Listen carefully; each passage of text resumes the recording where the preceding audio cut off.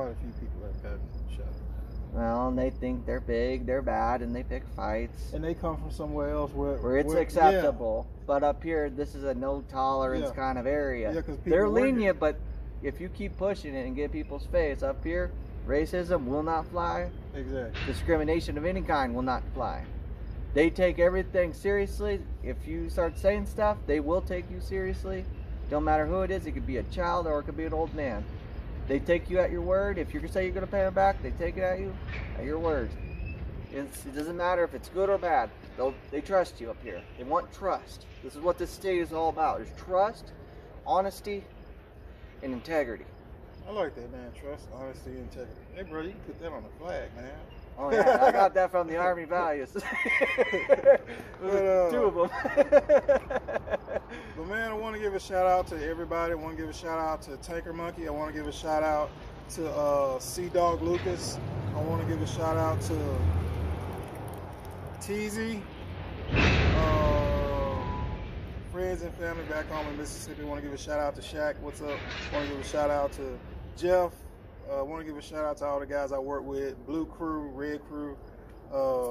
Everybody that's out there in the oil field trying to make it happen. Everybody that's out there trucking, trying to make it happen. Everybody that's out there trying to do something better for themselves and put themselves in a better position this year, next year than they were the year before. And everybody out there trying to accomplish something and break new ground in life. And Austin?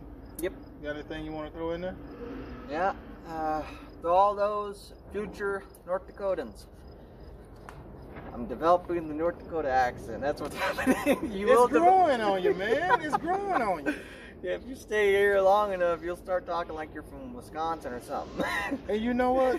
You can tell. Like I've been up here long enough. I can tell new people. New people have an unrealized, you know. It's hard to put it in the words, but hold on. I'm gonna make sure this is still recording. Yep. New people have this unrealized reality about North Dakota until they go through their first winter. After they go through their first winter, that's when they accept. Yes, they make Carhartts for a reason. They make these shirts for a reason. This one is tattered, but it does work. Exactly. They make this clothing up here for a reason. They make Carhartts. They make that work clothing up here because it has to go through the dust, the mud season, the wind. It's the wind that gets everyone during the winter time. Dude, man, I'm kind of getting a little suspicious, man. We might be having a serious winter this year because it really hasn't rained that much. Well, on top of it, last winter was actually very pleasant from what I've been told. It was the nicest winter they had in like 30, 40 years, I was told. Actually, it was. I think it was maybe... It rarely ever hit the negatives. And I've been told this area, like, it gets hit hard in the wintertime. Like, January, February, it's like usually -5 at the highest. Yeah. And January was nice this year. January was like 10 degrees, 5 degrees. And one day was 30. Yeah. 30 above. Yeah. And that's extremely rare for this area. Yeah. It set a record since like early 1900s. Yeah, because I think it was like 2 weeks. It got into the negatives. After that, it stayed in the positives. Yeah. And it came out of it, and it was nice the rest of the year. There was only one blizzard, and that was between here and Crosby, if I remember correctly. Yeah, and that was actually a blessing because it was supposed to hit us, but instead somehow it went around us down, hit Dickinson, and then came up and hit Bismarck and Fargo and all of that. It shifted. The wind shifted, which in those areas they're more equipped to knock all that out. And they're larger cities too, so that way there's a lot more traffic. It wouldn't really impede them all too much. Yeah. Like areas like this over here, it's not so populated, pretty spread out. That could impede a lot of work, especially for the oil field workers who needed to get to work. And boy, oh yeah, quick advice. If you're gonna work in the winter, carry 2 pairs of shoes. The boots you're gonna work in and the boots you wear in the car. Yep. Or no, the flip-flops, sandals, something to drive in, preferably like sneakers. Yeah, don't. Because if your feet sweat, you're gonna feel it. Yeah, don't wear flip-flops in the winter. If you do, you are a trooper. And the reason I say that because if it gets into the -30 and all you got is flip-flops on, and you get stranded out somewhere, you're about to lose some toes. Yeah. But if you keep your toes, you're going down into the North Dakota mist. Yeah. No one's going to believe it. Yes, because I can tell y'all from my personal experience that I've had a few moments on working up here in the winter where it dawned on me, like, damn, that's how people die in the cold. You know, because your hands get too cold. Because I was outside, we were transferring water to a Poseidon tank, and I'd allowed my hands to get cold for too long. So when I went to go get back in the truck to warm up, I couldn't grip the handle, and I'm sitting there like, oh damn, this is how people die. That's how people lose fingers. Yeah. I actually got frostbite on my left hand. I got it on my face and on my nose. Oh yeah, I got it on my cheeks. Mask. Yeah. I had a mask on, but it was so cold that it got underneath my mask and my cheeks were white as this paper. Yeah, you got your moisture and stuff from where you're breathing. And my left hand, it don't heal right on my ring finger. My entire ring finger turned white. And like I'm already white, but it's like this paper white. Yeah. Human body is not meant to be this color. Yeah. I was told I was surely lucky because that could have meant the muscles in my hands could have died. It only spread about like right here, but still, that's a lot. Yeah. I may have almost had my finger amputated if I stayed out any longer. Like you could see through my skin. It was transparent. I made it albino look like a can in the pan. But man, Austin, man, appreciate that, bro. Thank you for your time. No problem. Hopefully you get more viewers, more subscribers. Just do whatever you can. And don't worry, guys. This guy's looking for some good work. Hire him, future employers. And y'all stay positive out there. And if y'all are coming up here to the Bakken and you are serious about working and you are a motivated individual and dedicated to succeeding and working to establish what you want to accomplish in life and the goals that you want to set, right here, it's a good place to start for everyone. we have HireQuest. And I'm not a HireQuest spokesman, but HireQuest / Command Center is where I got my first job ever at in the Bakken. And you know what? I've done more in the Bakken than I have when I add up my entire 15 years from being 20 to I came up here, I was 34. So I can safely say for a good 15-year period, I've accomplished more within a 5-year period than I have the entire 15 years before that. Same here for me, but it's not for 15 years. I'm only 26. I'll be 27 next month. Dude, all you got to do is ride out 3 more. If the oil filling stuff will come back and you can get in. The governor of this state is going to make it happen. Same with Trump. Trump's going to make the oil field, put them to work because he wants everyone to work. Because you can't do crimes and you can't do stuff you're not supposed to if you're busy working. Yep. And it helps out everyone because now you have money in your pocket. That's another thing.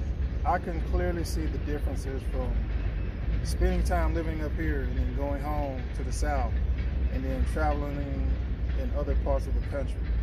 I can see how people see stuff because the news we hear up here is different from what they hear in Georgia, Florida. And same in California, where I'm from. California's not the ideal state right now. It's practically at war with itself.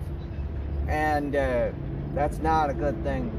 And sadly, a lot of the information a lot of people get on the news is either from California or New York, and that's like the worst place you can get news from because it's going to be 100% biased. Yeah, and on top of that, the news is made for entertainment value. It's no longer made for news. You on legal actions that could affect you, the people. Yeah, that's what the news is supposed to be. What the news used to be. Now it's made for entertainment, and it's made for anything that they can use to work people up.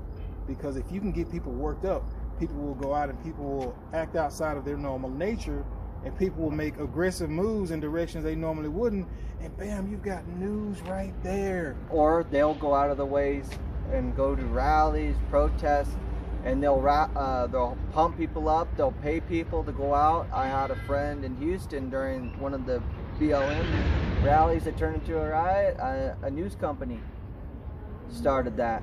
They were, you didn't know that one person was filming it, and the person down below, my friend, I don't want to give out her name for legal purposes, but she was in the middle of that rally, you know, everyone just saying police brutality is wrong, let's work together. And someone threw a brick from one of the building tops, and it was a news anchor. She doesn't know which one, but it could have been any of them. And sure enough, and sometimes they'll throw poppers to rally people up, if spook them. Oh yeah. So think like someone's trying to shoot them up, and what happens is fight or flight kicks in.